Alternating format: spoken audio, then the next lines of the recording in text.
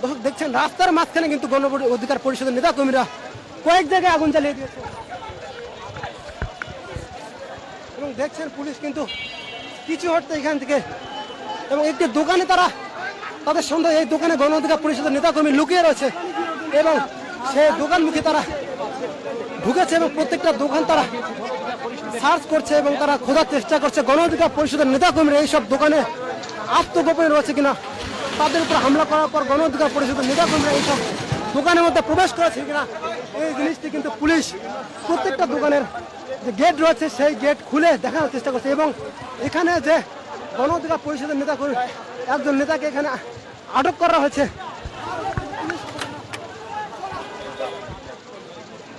দেখছেন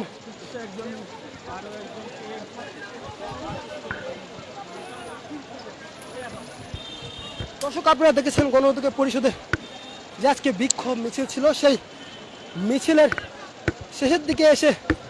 জাতীয় পার্টি কেন্দ্রীয় কার্যালয়ের সামনে পুলিশের অবস্থান থেকে তারা পুলিশের উপর চড়া হয়ে গিয়েছিল। পুলিশের উপর প্রথমে তারা ইট পাটকেল নিক্ষেপ করেছিল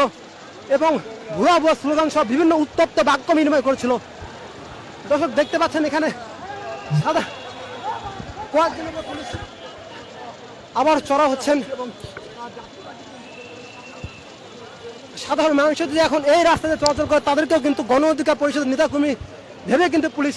তাদের উপর চড়া হচ্ছে এবং তারা পুলিশ বিভিন্ন ছোট ছোট যে দোকানগুলো রয়েছে বিভিন্ন ছোট যে গলিগুলো রয়েছে সেই গলিগুলো পুলিশ বারবার সার্চ করছে। তারা দেখার চেষ্টা করছে কোনো গণ অধিকার পরিষদের কোনো নেতাকর্মী এই কোনো জায়গায়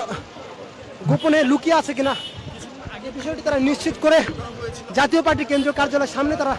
আবারও ফিরে যাচ্ছে। দর্শক আপনারা দেখেছেন তারপরে গণ অধিকার পরিষদের নেতাকর্মীরা পুলিশের উপর ইটপাটকেল নিক্ষেপ সহ উত্তপ্ত বাক্য বিনিময় করার পরও কিন্তু পুলিশ নীরব ভূমিকা পালন করেছিল। কিন্তু অপর পাশ দিয়ে যখন আরেকটা গলি দিয়ে যখন দর্শক দেখতে পাচ্ছেন আরেকটি গণ অধিকার পরিষদের নেতাকর্মীরা লুকিয়ে আছে এই সন্দেহে তারা এই যে মূল গেটটি রয়েছে সেই